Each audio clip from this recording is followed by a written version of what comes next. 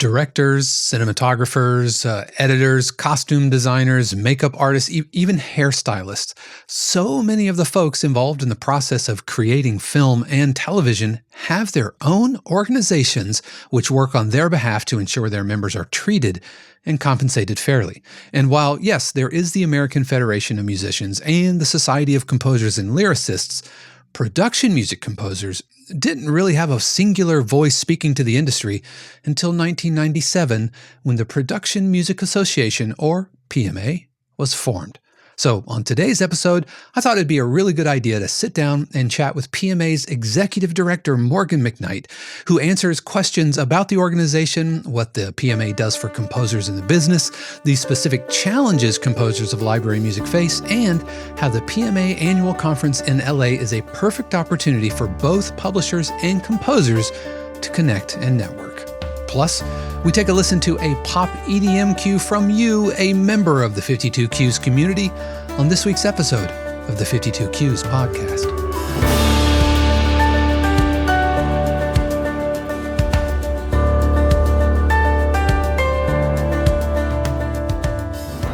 What is happening, everybody? This is Dave Croft, and welcome back to another episode of the 52 Cues podcast. I do hope that you are having a stellar week, and I thank you for spending part of your day with me. I know you have a ton of options out there, so please know that you are very much appreciated. The 52 Cues podcast is a weekly podcast dedicated to all things production and library music, where we talk about industry topics and take deep dives into the different aspects of being a working production music composer. Plus, we feature a cue written by a member of the 52 Cues community, and this week we'll be taking a listen to Pegasus Rising, which is a pop EDM cue written by community member Jerome Detotto. So you definitely want to stick around for that. But before we get started, I have to give a special word of thanks to the family, friends, and patrons of 52 Cues who help keep the podcast, the channel, and everything here going. We are 100% community supported, so if you like what I do here, don't thank me, thank them. But if you do want to learn more about how you can help support 52 Cues, unlock extra perks like live streams, workshops, interactive feedback, and a ton more, then be sure to click on the links in the description or stick around, because we're going to talk about that a little bit later in today's episode. A few years ago, I was so excited to find the Production Music Association, PMA for short, because I noticed that organizations like the Federation, or the American Federation of Musicians, the Musicians Union, or the different guilds and organizations didn't really represent the production music side of things. And so knowing that in 1997, a team of publishers and libraries got together to make sure that us production music composers didn't get really kind of rolled over in terms of royalties, that was so vitally needed. So when I had the opportunity recently to sit down and talk to Morgan McKnight, the executive director of the PMA, I was more than happy to oblige. So here is my recent live Q&A that we hosted over at 52cues.com, and my time with her. I want to thank you so much for joining me for this interview. I am so glad to be talking to Morgan McKnight of the Production Music Association, aka the PMA, and she is the executive director of the Production Music Association, which is an organization which exists to further awareness and work on behalf of production music composers. Morgan, thank you so much for joining us here at 52 Cues. Thank you for having me. I'm excited to be here. Yeah, it's really great. You know, I've gone to plenty of the coffee hours, you know, and the myriad workshops and lectures and things like that you host over at PMA, and it's really nice to have you kind of over here at 52 Cues, and was really excited when you were able to give us a little bit of your time. But let's first start by just having you maybe tell a little bit about yourself, and then tell a little bit about what PMA actually is and what it does. Sure. So I have been with the PMA for, goodness gracious, this is my 7th year. So I'm rounding out my 7th year with them. Before that, I held various marketing roles and kind of event production within marketing and digital marketing and social and those kinds of roles right out of undergrad, out of college, until I decided to get my master's in music industry administration from CSUN. So that really started the transition from traditional, marketing roles or other media company roles into the music business. Came across the PMA as I was wrapping up that degree, and one thing led to another, and here I am 7 years later. So it was an interesting transition into the space. I didn't know anything about production music at the time, outside of the fact that I, knew it was background-ish, right? And I knew there was music in TV and film. So kind of put two and two together and came to some conclusions on my own, but through that really learned the business. And again, here I am 7 years later. So, the organization was started in 1997 by a group of publishers, really essentially to combat, there was a broadcaster issue, I guess, without getting into the weeds too much. There was a broadcaster issue that publishers decided to come together on and really say, hey, this is the time to band together and create an association that can represent our best interests, publicly, privately, whatever. So the PMA was born.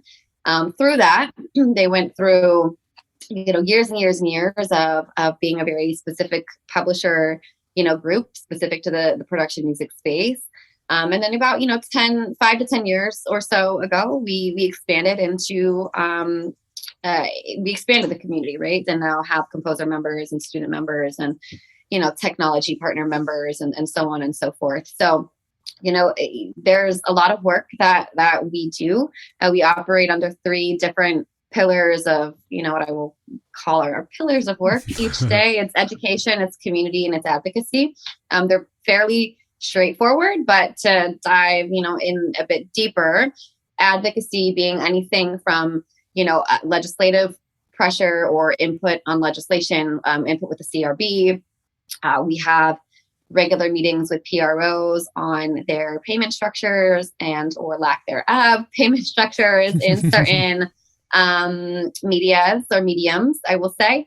Those are, top level. We're members of the Digital Creator Coalition. So anything that, we finally have a voice, I would say, from the production music move standpoint, we haven't had even 10 years ago. We didn't have. So we're finally in a lot of these meetings and conversations that, they should have been in years ago. But that's, the advocacy side of it. It translates into education. I mean, it's all related, right? There's 3 pillars and they all intertwine and they braid throughout the year. Education is educating both internally and externally. We educate on, business practices, anything from basic level, like traditional standard business deals, trends in the industry, kind of what we're seeing as far as best practices, dangers of certain things or certain models or, things to watch out for.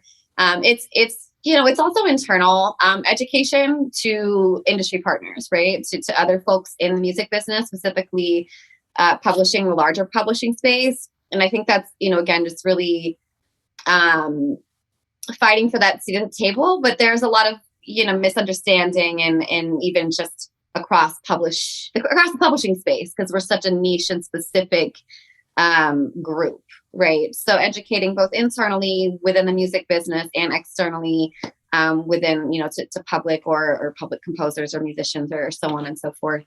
And the community really just drives all of that, right? We've seen, especially now over the digital influx and the streaming services and all of the struggles that we have as creatives in the music business. It really is a time to band together, right? Community is I think more important now than ever, although I would argue that it's always been equally important. But, for argument's sake, it's important right now to have a community focused and working towards the same goal. There's strength in numbers, and that is essentially, the role of the community that we have here. There's, self-serving things within the community aspect as well. We do a lot of helping composers find good publishers or, just a little bit of matchmaking in that regard. But, that's, I guess, the surface level of Yeah. the association without spending 30 minutes talking about Well, one of the things what we that do. one of the things that I immediately noticed going to my first, kind of weekly Zoom meeting was that I was side by side in the same Zoom room with publishers, with libraries, with industry folks. Might be somebody from Avid, or it could be somebody from, TuneSat or something like that, and like my representative from CSAC, my PRO representative. So bringing, not to mention composers. So bringing all of these different aspects of the production music world to the same table, I thought was really, really, really valuable. And then, we would split off into breakout rooms, and I'm sitting in a room, it's me and six other folks from all different walks of, or all different sides of the industry. Was that something that PMA consciously did? It's not just publishers. It's not just PROs. Yeah, That was 1000%. I definitely. It was really like 4 years ago. The space just started changing, right? And I think that publishers in that regard were conscious of composer issues, but not maybe proactive on composer issues. And I felt like there is overlap with other associations and other, right? Like, we understand that getting music into media is not a singular path. So there's overlap, and there's other associations that do other things, like the Society of Composers and Lyricists, like the Guild of Music Supervisors. Those associations that exist focus in on their craft, right? Like, they focus in on, for example, the SCL is very focused in on film, like score, right?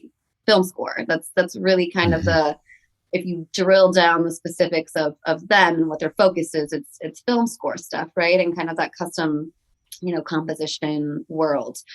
Production music didn't have that. They had publishers, and it was great, right? Like, they had the majors, they had a board, like, it was very established, it was great, but they were missing the publisher composer relationship.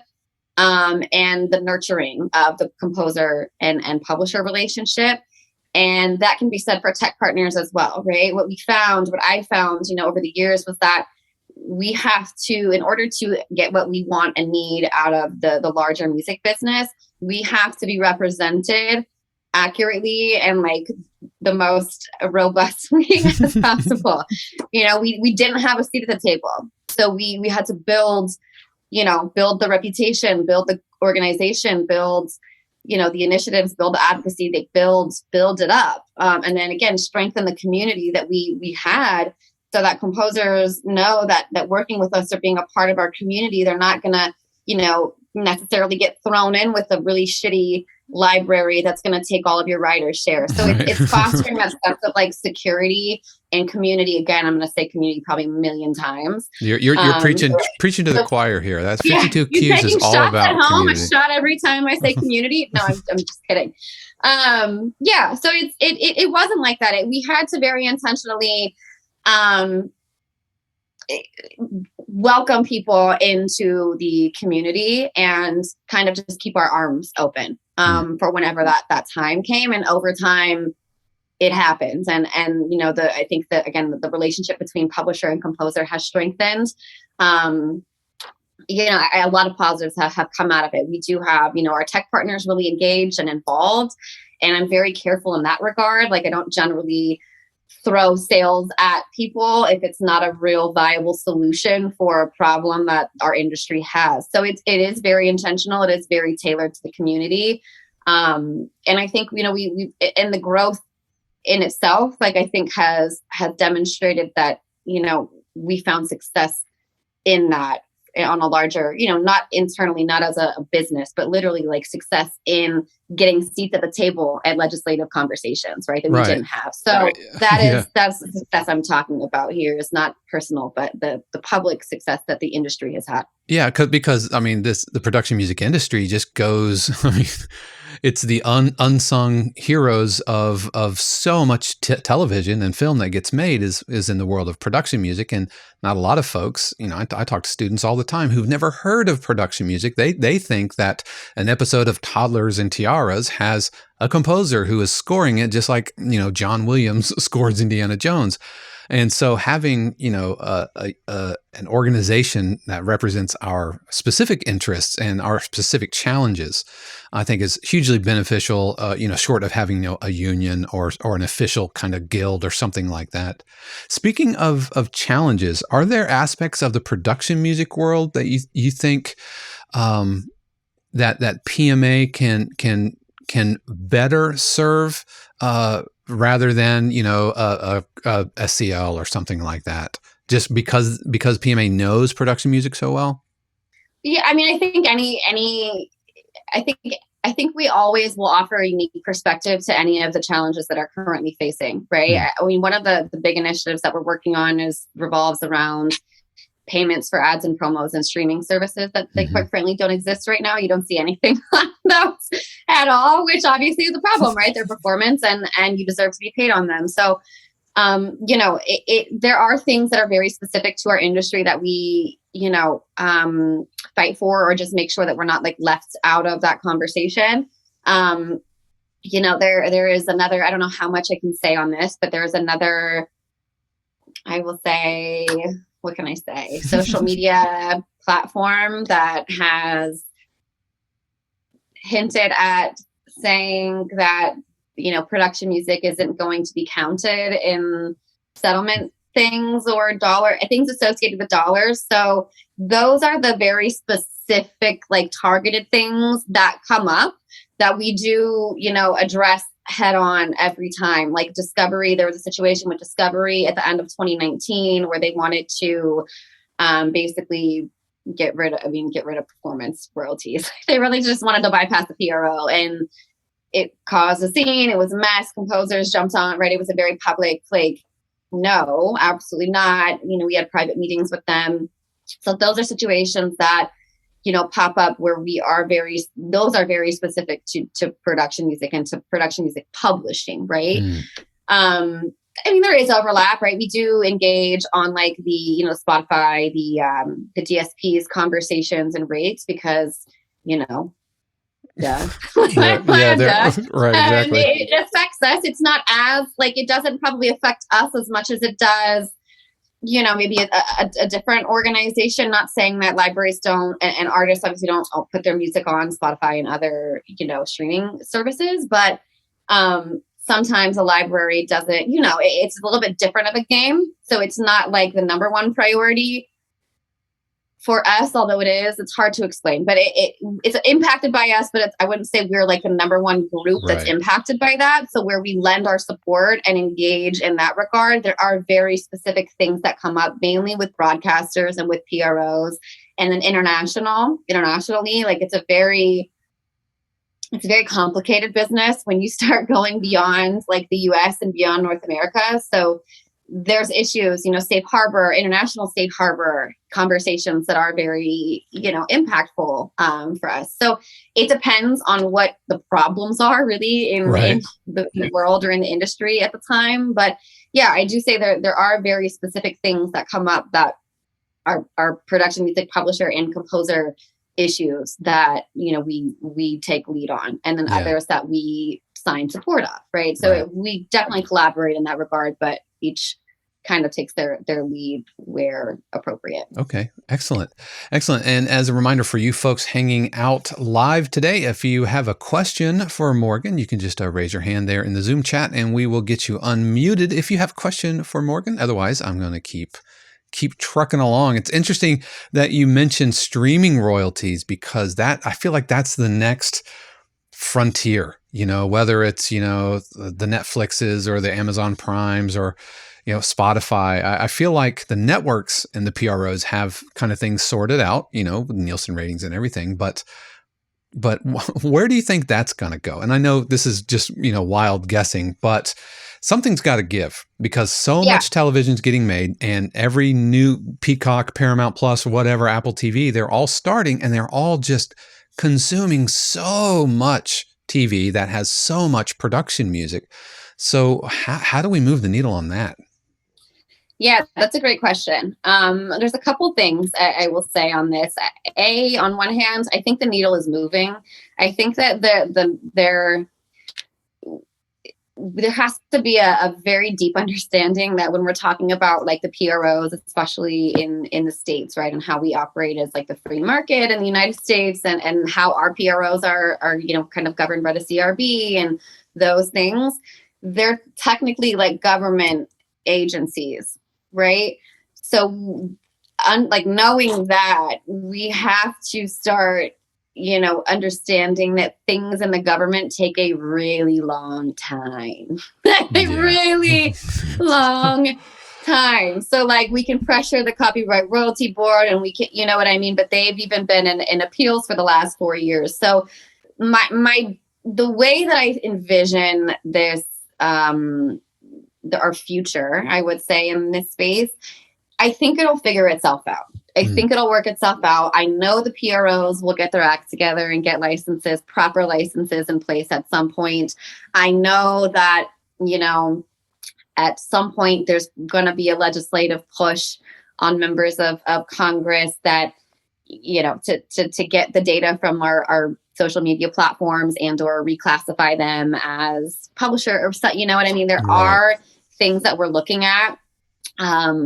Again, it's very much a pick your poison. pick your poison. What issue do you want to tackle first and prioritize? So but again, on that hand, the PROs do their jobs.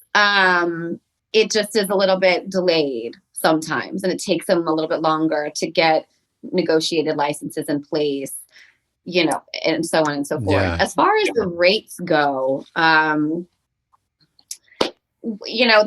there's a couple things that we're looking at. I'm honestly from the mind of we don't necessarily, we just want the accurate data, right? So if my show or my song was in a show on Netflix that only, played a total of like 10 times because, no one watched it, then we should be able to see those 10 plays, and that should be very clear accounting from my perspective in that regard, right? We have the data. This is tech, like the connection and the withholding of data to protect it's silly. And I just think we need to move past that and get into the technology that already exists to solve that problem.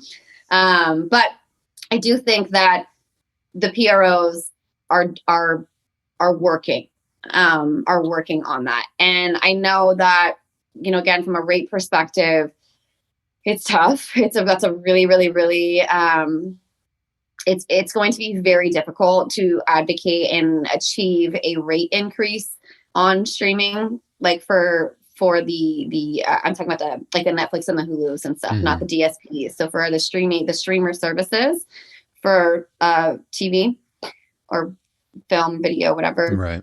I feel like they'll want to come to some happy medium at some point. Well, this is this is assuming that the royalty-free subscription guys don't come in and start. We're not going to. I love this conversation. They totally serve a purpose. Like, let me be very, very, very clear. They totally serve a purpose. They have a lane. The micro licensing is a thing. We do know that there's certain usages of a certain library in Netflix shows, and they have an agreement with them. So it's a valid question. It will never replace the publishing. It will never replace production music from a royalty perspective. The royalty free, and it honestly really depends on what we're calling royalty free, right? Because there are libraries marketing themselves as royalty free that are not royalty free. You do get your performance royalties. You just may not get, upfront. It depends, right? It depends what we're talking about. But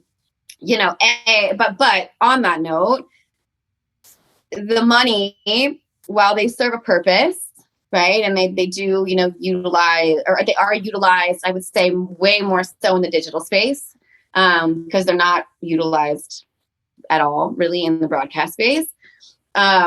But I get it, right? For influencers, for YouTubers, like for people that make their own content, like it does make sense, right? It is an extra, maybe, $3 or, whatever you get off the royalty-free sale, from, the I'm not going to name library names. No, you're good. So it's not going to take the place of exclusive publishers, because the money is in exclusive publishers, because the broadcasters use exclusive publishing, because they do, and they will, and they're not going to. They tried. See, Discovery tried to go that direction and didn't work out for them. So yeah, I mean, they're always going to ask. We have broadcasters asking more and more for like kickback rev share deals, or we'll sign you as a library if you give us 25% of your publishing. And so there is a lot of that going on. It's never going to go away, but the royalty free market is not going to replace this market. So you think if anything. You think it's a lot? You think it's a lot of unnecessary hand wringing? I don't think it's unnecessary. I think that it serves a purpose, and I don't think it's going to go anywhere. I think it serves a purpose, right? Okay. And again, it might change, and I personally believe that the PROs, once better licenses in place, are in place on some of the social media platforms and others, that maybe it is less royalty free or less, performance free music being used, or less micro licensing stuff. And maybe it is, maybe we do see a shift there. But until then, right, there's levels to composition. Remember when I said at the beginning, there's not one pathway to take to get your music into media. So take them all. Take all the paths. You want to build your royalties and compound your back end as much as you possibly can. So I always say and recommend that you kind of categorize it out, prioritize it out. You have exclusive libraries that, would be your top priority. And maybe you make like 3 or 4 different sets of 5 exclusive libraries. And then you have some non-exclusive libraries underneath that. And then maybe some, quote unquote, royalty-free libraries under that, and you submit your music like in order of priority. Right. Yeah. And you work yourself down the line. And if you don't hear back here, you go here. If you don't hear back here, you go here. And maybe you get that batch of songs in on the 3rd tier. And maybe your next batch of songs, your next batch of songs gets in on the 1st tier. Maybe the next one after that comes in at a royalty free. Right. But either way, they're working for you. Right. So, again, there's not a ton of money in micro licensing. There's not a ton of money in the non-exclusive libraries, the royalty-free libraries. There's not a ton of money in there. Is there money there? Absolutely. It can be found. It can be had. It's not a lot. We're not talking about, trailer budgets or things of that regard. But again, an extra $3 on your royalty check, you have 4, you get an extra $12. And then that's, what I mean? Every year after year, it's an extra $20. And it just kind of builds on that. So that's what I always recommend, is that they serve a purpose. But make sure you understand what that purpose is, and definitely don't put all of your eggs into that basket. Yeah, and that's good. I think that keep a level head. You don't have to run around like the sky is falling, but just proceed with caution. It's kind of like the AI discussion, and we're going to have an upcoming podcast episode about AI. And I see a lot of hand wringing from composers, thinking that robots are going to come take our jobs. It's just not going to happen. You mentioned exclusivity and non-exclusive, and which begs another question, which again is hand wringing that I'm seeing actually coming from the libraries, which is content ID algorithms, which can identify and fingerprint songs. And so I see that as a disruptor for the non-exclusive folks, for the use of loops and samples, causing issues, because I'm starting to get like updated contracts from my library saying, hey, no splice loops. Yeah. So we've actually encouraged that people to not use loops. It is a very big problem, and it really just ties up your money. So it just comes down to that. Like, you don't want your money tied up. So we are very, very, very strong. We have a PMA Academy session on loops and samples too. I'm happy to send the link if you want to share. 100%. I absolutely would love this. It's not just a legal risk. It is a monetary risk. It is a little bit of a reputational risk. I do not come from the don't work with those kinds of libraries mind at all. I just feel like what I will say is it helps to don't use loops, sample loops, or don't use loops at all in your songs. Like, just don't don't do that. And I'll send the Academy video, and you guys can dive deep down that hole. It's a very deep one. I'll let you dive.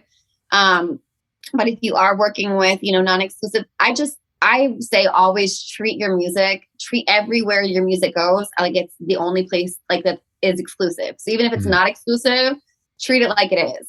So there is no confusion, right? So you don't have your same song in 40 different libraries or even 5 different non-exclusive libraries. Just whether the library calls themselves one thing or another thing, doesn't matter. You treat your music like it's exclusive to that library every time. That will prevent headaches. That will prevent, that admin stuff of just what publisher to pay.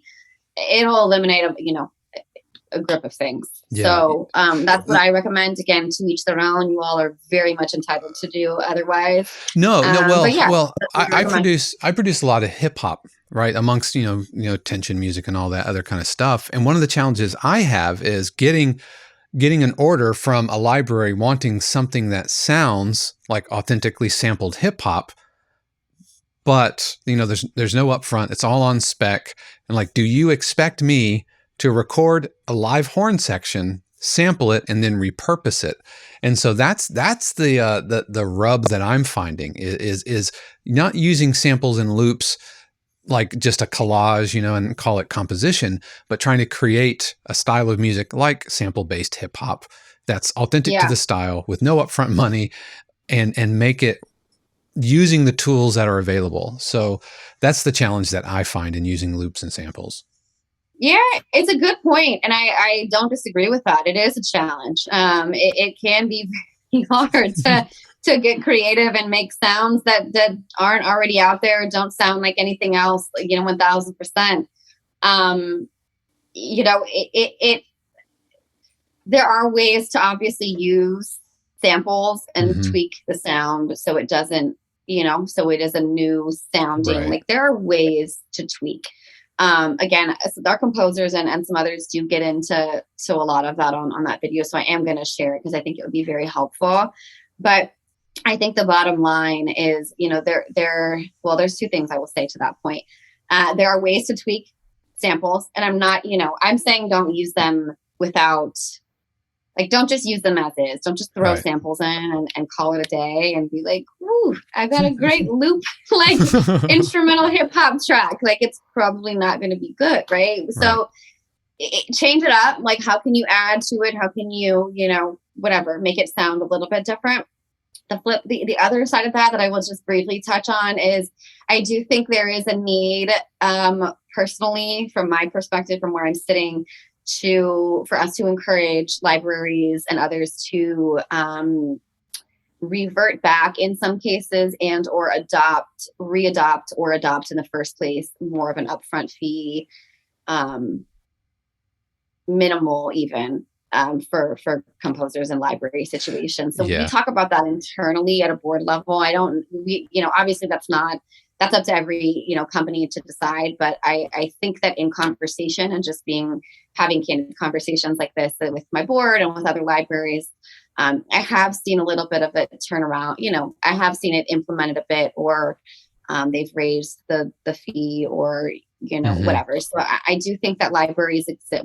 Well, I know libraries exist that do offer upfront fees. So I don't want, that to be misconstrued. There are libraries, a lot of the exclusive libraries do offer upfront fees. And if they don't, they're kind of starting to.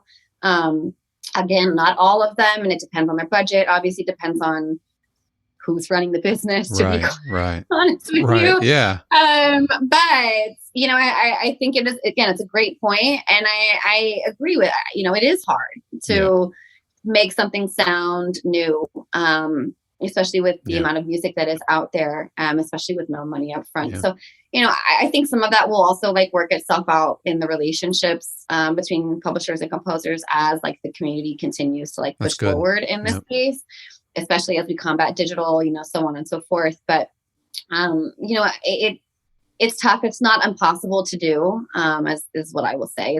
It's very possible to edit a sound to provide layers on the sound to make it sound different than what you threw I in appreciate and, you know, that. what you I kind of appreciate missed that. over. Thank So. you. We did get a question from Jesse who had to bounce out, but he typed in the chat. He's a relatively new member to PMA. He wanted to ask, what are some of the good ways that that members can engage with PMA throughout the year?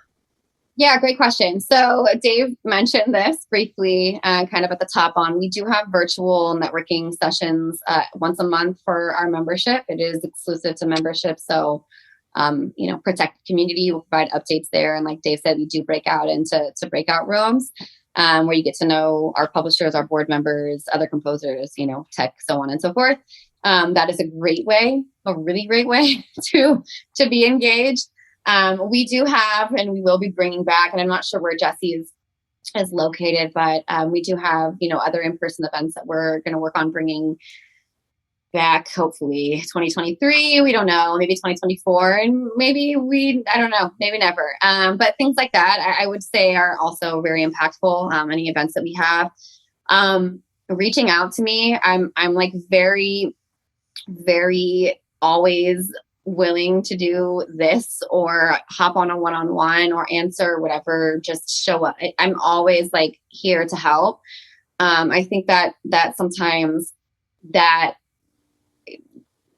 people don't want, I mean, it's busy, you know, there's a lot to do here, and I know people don't want to like bother me, but I encourage people to bother me because I want to talk to all of you. Yeah. I want to, you know, I want to help you. I want to know you. I want to like have you in the back of my mind if I hear of an opportunity that makes sense for you. So I think, you know, you get into it as much as you get out of it what you put into it in that regard. And, you know, staying in touch with me and reaching out to me and like touching base and or just chat, whatever, it can do wonders. You know, again, you're getting what you put in, and there are like committees that we have available to volunteer on and be a part of and get engaged with. You know, I mean, there's various ways, but I really would say that our coffee hour, like networking sessions, are, you know, huge for that. And then, you know, engaging with me so that I can help, you know, direct you and point you in the right direction. Yeah, I can confirm that those networking coffee hours are fantastic. I had a library which had was really, I was really involved with in 2018 and 2019, and it's just kind of, you know, just kind of cooled. The relationship cooled, as it does sometimes. And we were in a breakout room together. I'm like, hey, I know you. And then we reconnected, and then he ordered another album. And so, and we're gonna touch base at the production music, the PMA conference, and we're gonna have, you know, we're gonna go grab a pint, and so that would not have happened if whatever, I don't know what universal algorithm went through to put me and Martin in the same room, but it was really, really great, and that wouldn't have happened if I hadn't had that event to go to. You know, the universe had to have done that because I didn't know. But you know what's crazy is these stories. I hear these stories all the time, and it comes from the coffee hours. It comes from the conference all the time. Just, hey, we met so-and-so through this, and now we're working together. Like the amount of success stories that I've heard, A, keeps me going, but B, again, like we're just really moving the needle as an industry. And the collaborative nature of this industry is expanding this industry. Mm-hmm. And I know, you know, Dave, you mentioned that it's like a majority of news that you hear on TV, and we're going to release a study we just finished that says that exactly that production music is the majority holder of music on broadcast and you know, broadcast and cable, and it's by a long shot. Yeah, a long shot. So it's I mean it's moving the needle. Collaboratively, collectively. Yeah, and I want to encourage anybody who's watching this, whether, you know, you're a 52 Qs member, or if you're watching this in the podcast episode, even if you're brand new to the industry, jumping in and just surrounding yourself again with other people who are brand new, people who have libraries, folks who have done like Marvel trailers and all in between, PRO representatives.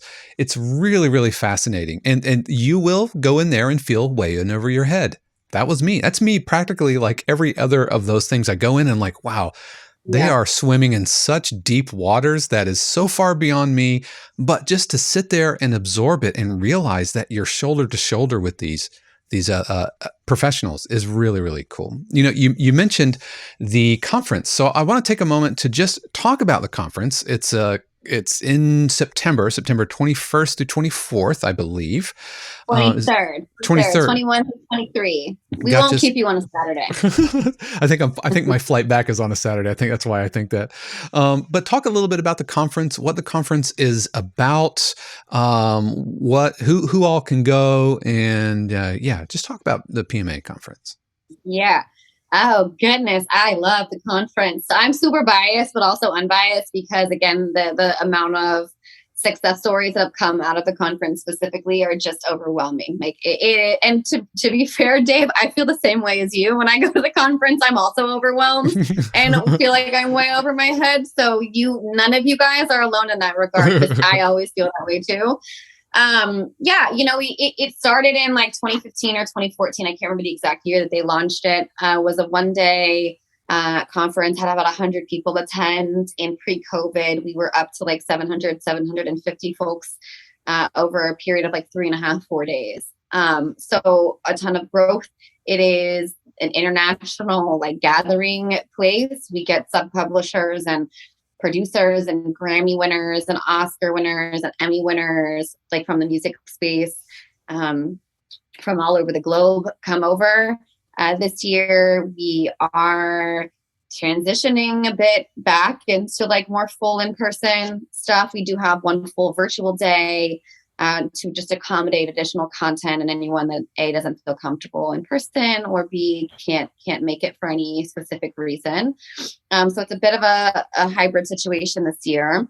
But yeah, it is a, full-blown conference with panel sessions, workshops. We'll do roundtables that are very much like intimate, kind of like this, right? Really, intimate conversations where you sit with folks from libraries or tech or PROs or whatever and really get, one-on-one. Well, it's really like 10, 15 on one, but it's intimate conversation, right? And it really is productive for folks. Sponsors, all of that. I have like some things I can't really, I want to talk about. I can't talk about yet because we haven't publicly announced them, but it's a phenomenal conference.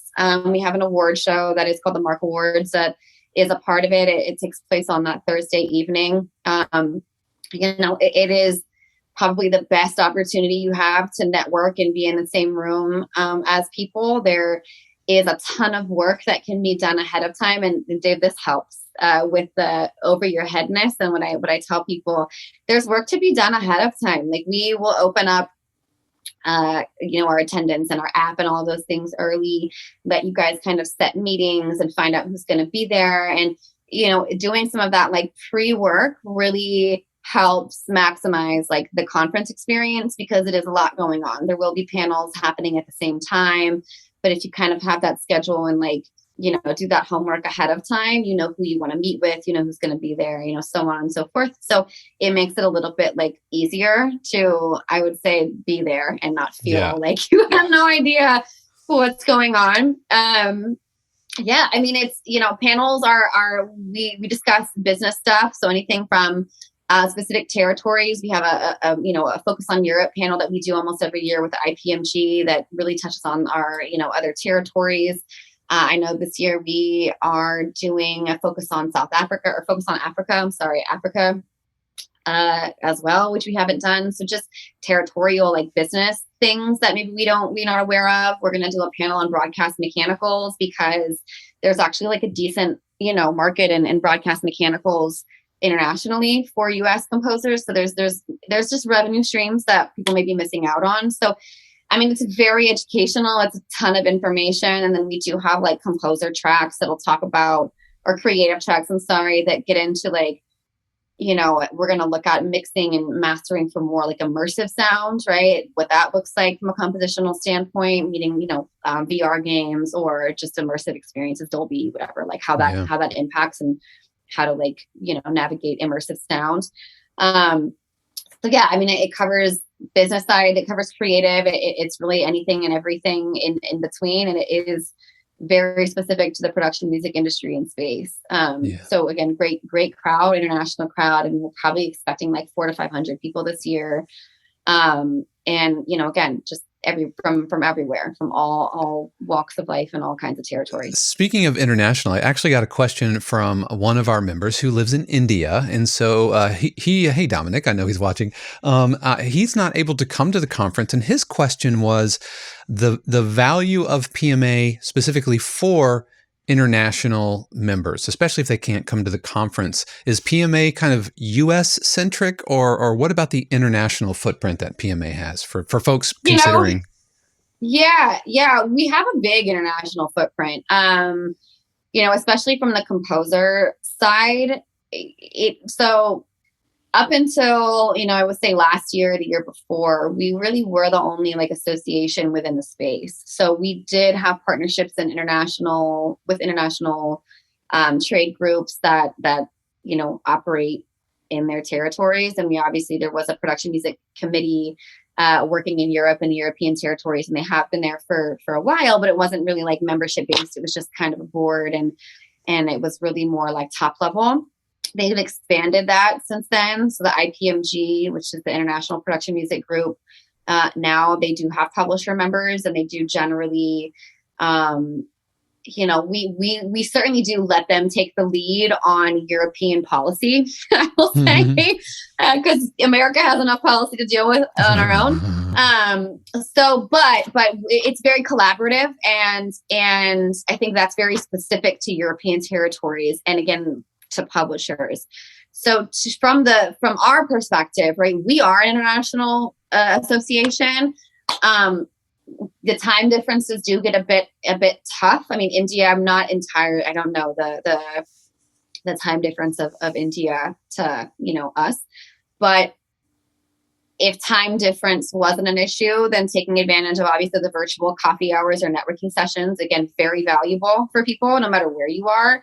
Attending the conference virtually is also an option. So you should absolutely do that. There will be engagement. There will be like an app that you can, communicate in live time with people that are at the conference. So will be very like intertwined. I do see value. No, I don't know. It depends on, I guess, what his goal is and what, right, the overall goal, of any composer really is. I've right, turned plenty of composers away and told them to sign up with the SCL instead. Right. But yeah, I mean, it depends what your goals are, but we absolutely are international. And if we can work with a schedule, or I'm always happy to like change our times and do a later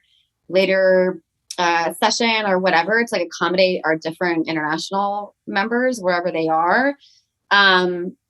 It would just really, if that would be wanted. If we had the membership to do that, we would absolutely do that. So I think we are very international, and we can certainly help to some regard. I'm very available to help facilitate introductions and kind of help navigate careers and give best advice where I can.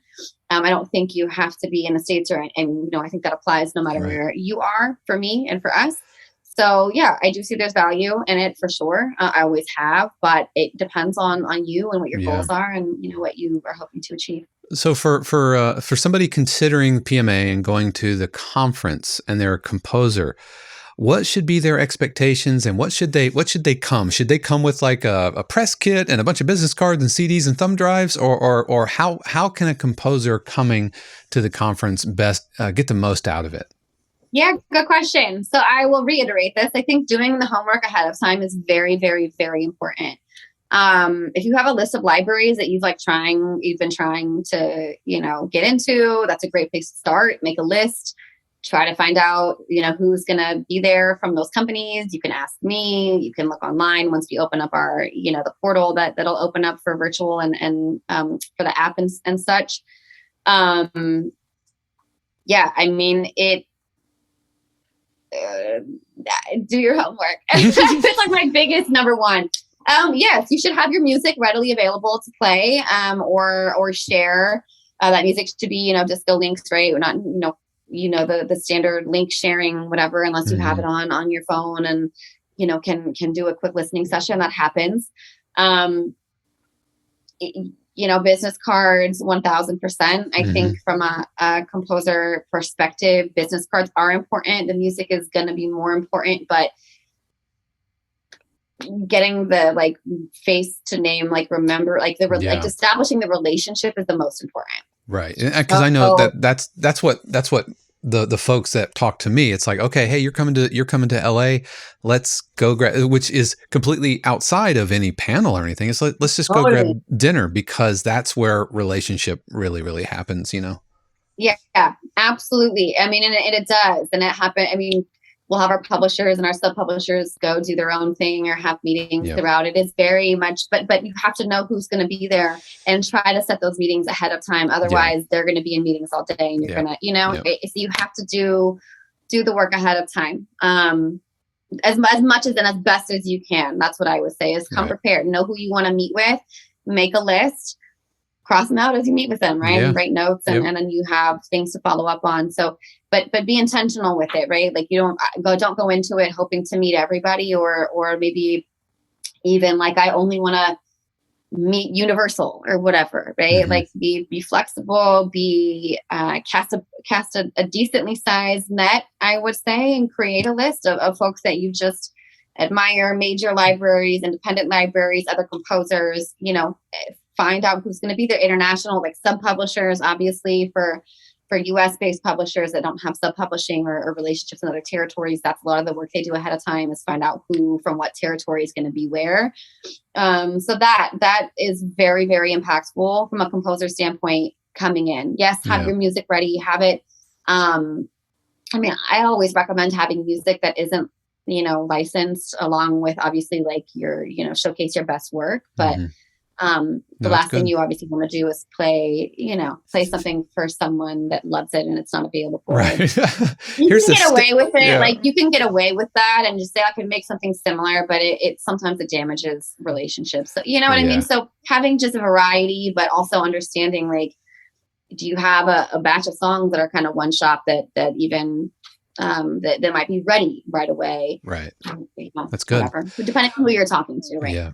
We have a couple of minutes left. I just want to remind you, if anybody is tuning in live and if you want to ask a question, just raise your hand, or you can type it in the chat. Happy to have you chat directly with Morgan.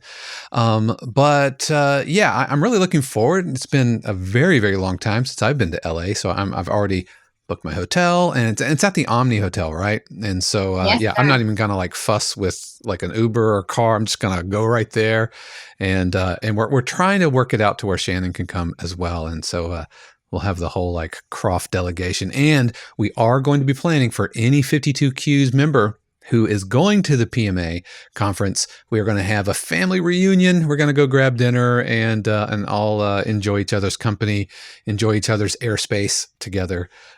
So we're gonna absolutely do that. Okay, so I'm not seeing any questions. So tell us about where folks can come, where folks can go if they're listening to this, or if they're watching this. Where can they go to find more information about the PMA and about the conference? Yeah, so everything can be found on our website. It's www.pmamusic.com. You'll see a PMC page there. Click on that. It has schedule details there now. We'll be adding in like specifics of panels and such and speakers here over the next few weeks. But yeah, pmamusic.com is the best source of information. Well, Morgan, thank you so much for joining me, and thank you so much for sharing your very valuable time with everybody here at 52Qs and for the 52Qs podcast. It was great having you on. Thank you for having me. I had a lot of fun. I hope it was helpful, and I appreciate you allowing me on. It was absolutely wonderful. And of course, we'll have all of those links in the description and in the show notes, so be able to, you can go right there to them. Once again, Morgan, thank you so much. Thank you. Once again, I want to extend a special word of thanks to Morgan McKnight from the PMA for joining us for that live Q&A. And we'll have links to the Production Music Association in the description, so be sure to check that out. All right, so we're going to take a quick break, but when we come back, we're going to be listening to a pop EDM cue called Pegasus Rising by Jerome Detotto, and we'll check that out right on the other side. Hey y'all, I'm Shannon Croft, and I want to tell you that the 52 Qs podcast is made possible by viewers and listeners just like you, composers and producers who are looking for a better way to connect and collaborate. You see, 52 Qs isn't just another website selling static, pre-recorded videos to a mass audience. It's a fun, vibrant, and positive community that comes together online for sharing cues, getting feedback, and discussing what's up in the production music industry. You'll find both personalized feedback and live interaction, which are the best and fastest ways to grow your skills and earn more placements. The best part is that the 52 Qs community is absolutely free. And when you're ready to take your career to the next level, we offer friends and family subscriptions which unlock weekly live streams, live interactive group feedback sessions, monthly interactive workshops, and more. Head over to 52qs.com and sign up today. And while you're there, check out our personalized feedback videos, private lessons, and of course, merch. I can't wait to see you at 52qs.com.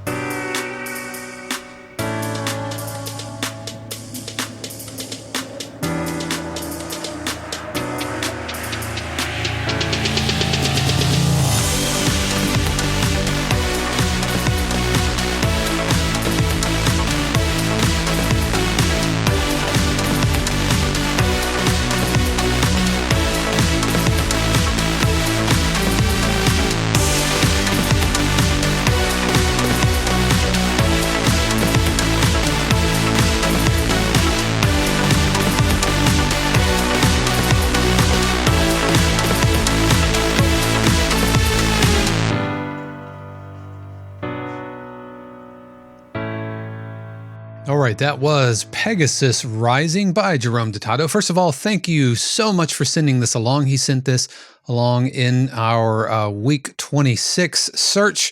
And so once again, thank you so much for sending this our way. I did enjoy this. It kind of had a tropical house flavor to it. And I would probably lean a little bit further into that kind of this uplifting, kind of positive EDM vibe.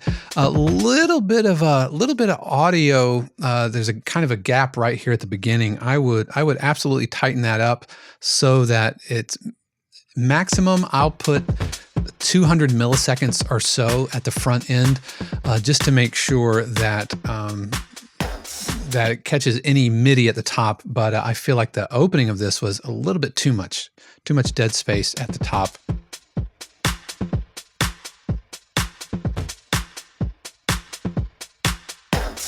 Intro might be a little long here. And if I'm counting measures, it feels like it might be two, might be some odd phrasing. 3, 4, 5, 6. All right, so it's kind of 6 bars. I think you could trim it to just 4 bars and not have a complete. Probably start it right there, and 4 bars might be a little bit too much. You might just need 2 bars and a little riser, some kind of sweeping action, kind of pushing into that downbeat here. And I think that really works as far as like that tropical house kind of vibe to it. Love the little vocal chop thing going on here. Maybe put some piano chords underneath it, just whole notes.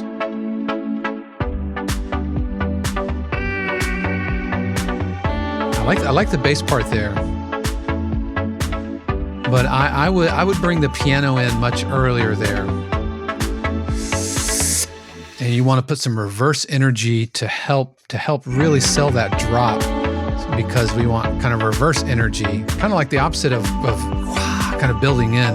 We want to reverse one.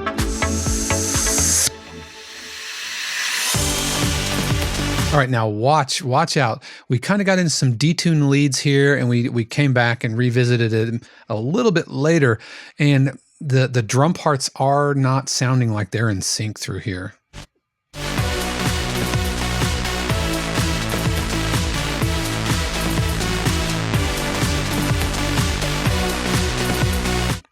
So I don't know if it's a dotted 8th, 16th, like do, or if it's a triplet pulse happening at the same time, but it doesn't feel like it's really, really locked in.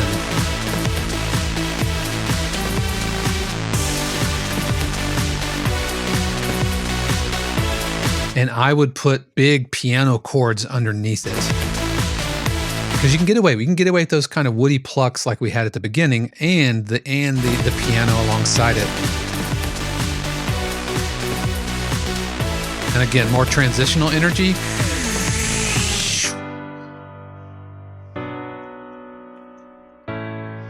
I tell you what, I think this is how you start the cue. I think you bring that piano in nice and early. I think that absolutely works. And again, leading into this drop, I'm just backing up just a little bit. You're gonna need more transitional energy, whether it's a reverse kind of sound or whether it's a big riser that washes over into your breakdown. If we're doing kind of a reverse energy thing like we did a little bit earlier, I would not do a reverse into the breakdown. I would build it, and then again, think of like a big wave crashing and then hitting the shore and kind of going forward, and then when it withdraws, right, as it pulls back, what's left, in the bubbling sands and the skittering sand crabs, is going to be your breakdown. I don't know, is that too metaphorical?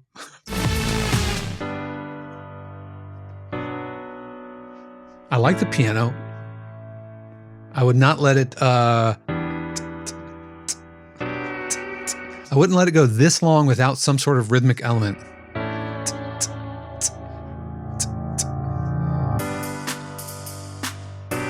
Right, and I think you were feeling that. Probably can bring it in a little bit earlier. I think one phrase earlier, and I'm not digging the.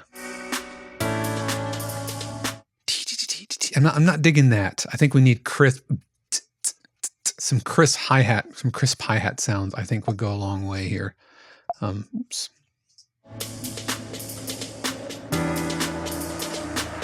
Nice riser.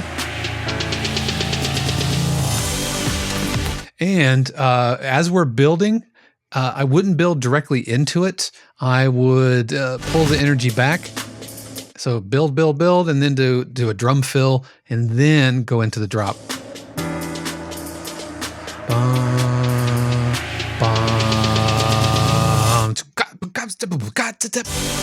Then you go into it.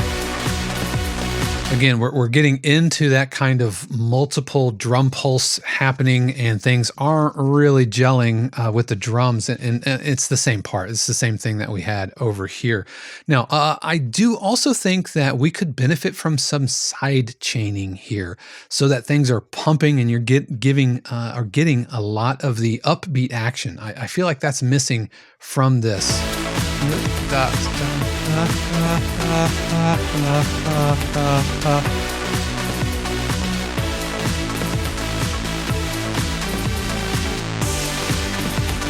Some nice layering. Again, I think some big piano chords would go a long way here as well. And side chain that kick. Yeah, absolutely. This piano feature, you're ending your cue on it. We started the breakdown with it. 100%, you need to start the cue with it. I think that would really bookend it nicely, as opposed to kind of the way we're starting right now. And you could boom, boom, boom, boom, boom. Now this is going to be one. Right. So I think I would absolutely put that at the beginning, and fast forwarding to the end here.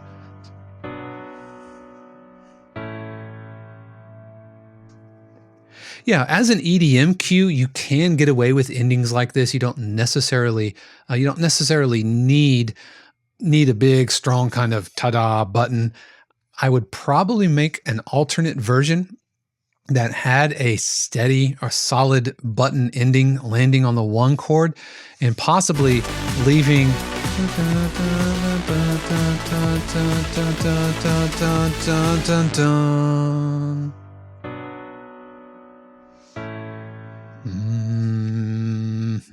that's tonic, isn't that tonic?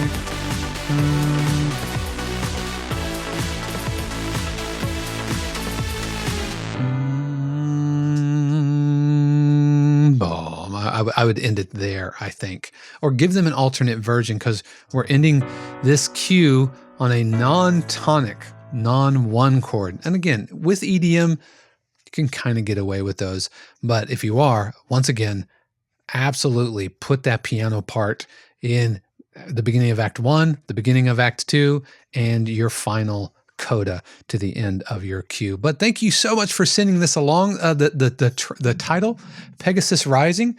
Yeah, I think that works. I think that works, and I do appreciate you sending this along. Like I said, this was sent for our week 26 feedback thread, and it's hard to believe we're already halfway through the year. We put feedback threads every single week, and to participate is absolutely free. And if you liked that feedback that I just gave for Jerome, that is something that I do every single week for the family members of 52 Cues. We have a Zoom session, and I provide direct feedback. And it's also something that I offer if you head over to 52cues.com/coaching. And if you would like direct video feedback for your cues, including mix notes, EQing, form, structure, harmonic ideas, titling, and the works, then head over once again to 52cues.com/coaching. But I think that's going to do it for me today. Once again, I want to give a special word of thanks to the